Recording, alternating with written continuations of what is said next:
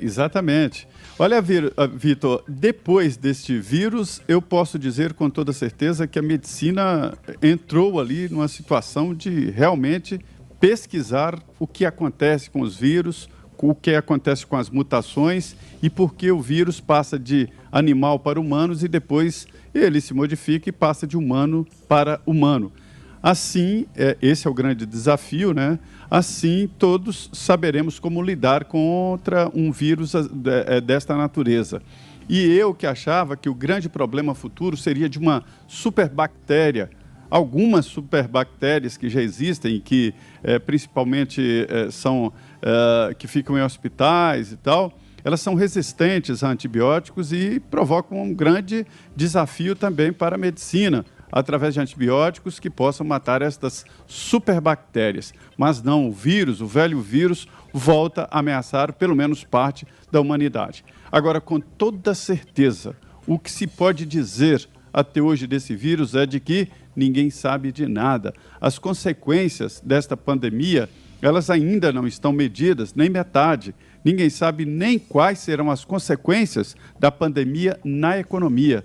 Com relação aos organismos internacionais, houve muito desencontro. Primeiro, com material de proteção individual, né? Disseram que não era para usar máscara, disseram que usar máscara era até pior, só profissionais de saúde é que deveriam, e depois veio a ordem para usar máscaras. E está virando lei, o Congresso está votando uma lei que obriga o cidadão em locais públicos a usar máscaras. Será uma lei federal, né? E outros erros aí durante esse processo. E agora vem a história dos assintomáticos. Na verdade, existe uma fase do pré-sintomático que é o período de incubação do vírus. O vírus chega no organismo e ele tem um período de incubação. O coronavírus vai ali entre 10 a 14 dias, né, em que ele não tem sintomas, porque ele está se adaptando e reproduzindo. E quando vem os sintomas, aí a situação já está grave demais. Os médicos e enfermeiros que trabalham no dia a dia já descobriram ali medidas, né, para encarar o vírus, pelo menos em parte. Uma delas, e foi o outro erro da medicina e, evidentemente, da orientação do OMS, é de que todos só deveriam se dirigir a um hospital quando os sintomas aparecessem, e os sintomas mais graves.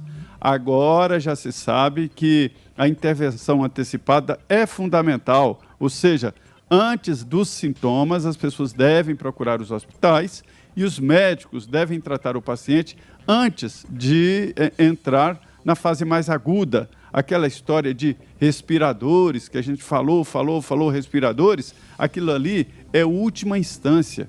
E são raros os que entram no respirador que voltam, né? A exceção. Então, tem que tratar antes.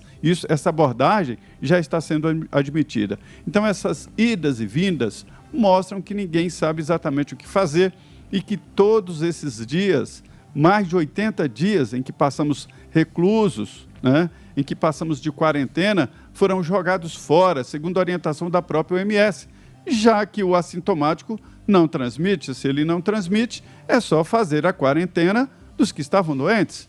Eu ouvi do Osmar Terra exatamente isso, de que durante toda a história da humanidade, em todas as doenças, cólera, aqui no Brasil, meningite e outras, o que se fazia? Quarentena para os doentes. E inventaram que a quarentena tem que ser para o cidadão sadio, né? Então ficou muito estranho e ninguém sabe exatamente qual é a verdade, porque não sabe mesmo, é um vírus novo e que vem de uma forma totalmente diferente, Vitor.